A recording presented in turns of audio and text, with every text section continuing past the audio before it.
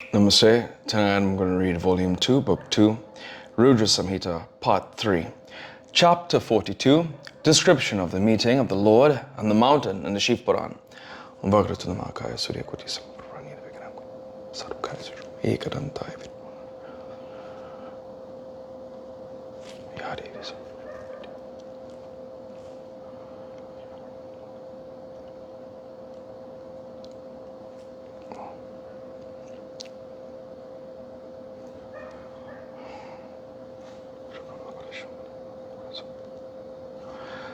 Hari Om Tat Sat.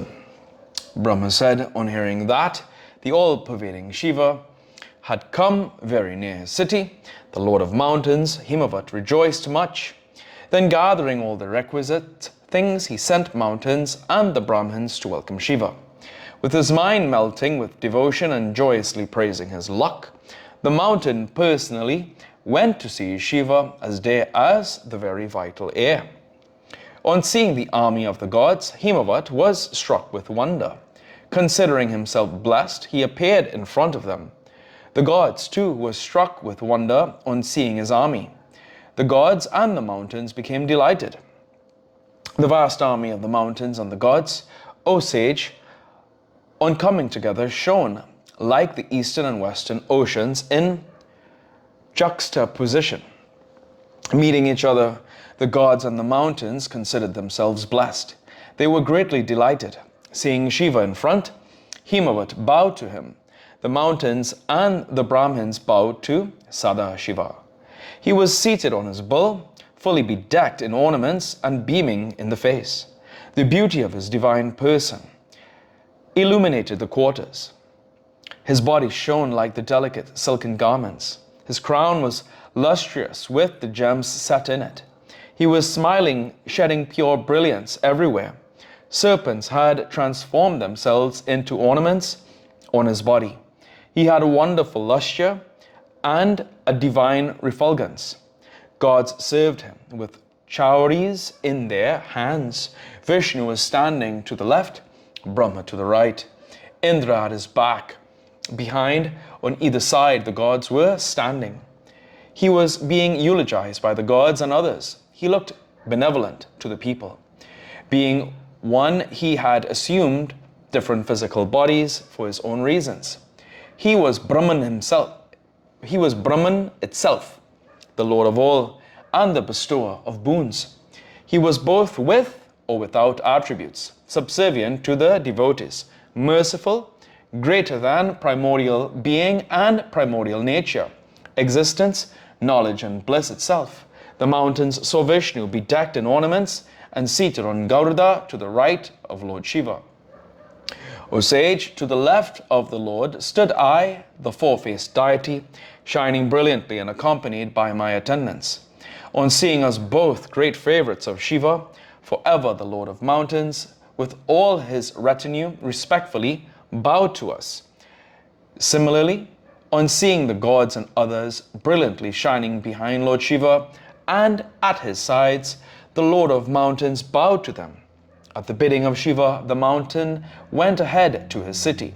Behind him went Vishnu, Brahma, the sages, and the gods. O Narada, the sages, the gods, and others accompanying the Lord, praised the city of Himavat with great delight.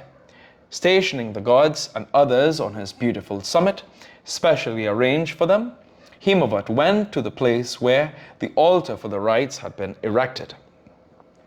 After causing squares and quadrangles to be made with festoons, he performed the ceremonial ablutions, gave charitable gifts, and supervised everything.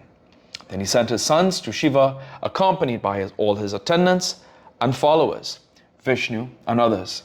The extremely delighted Lord of Mountains, in the company of his kinsmen, desired to perform the reception to the bridegroom with great pomp and ceremony.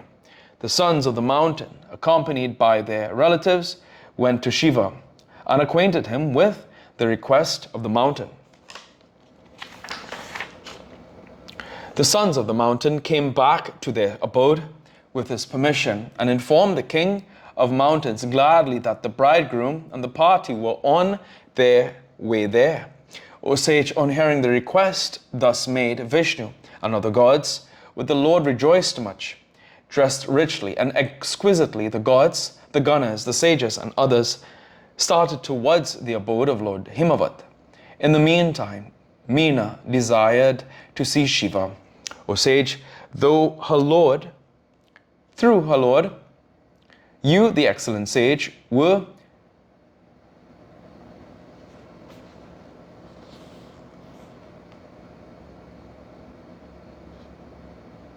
requisite.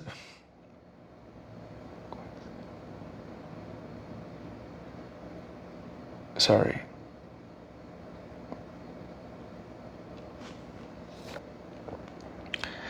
The excellent sage were requisitioned there. O sage, urged by the Lord, who desired to fulfill the task of Shiva, you went there. O sage, after bowing to you, Meena, with her heart full of surprise, told you that she wanted to see the real form of Lord Shiva that dispels haughtiness. Footnotes.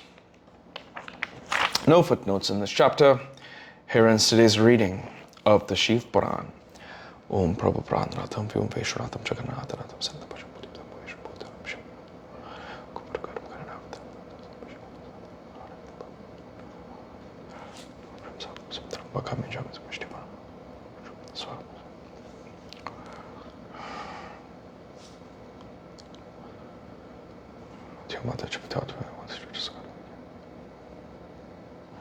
Hari Om Tat Sat.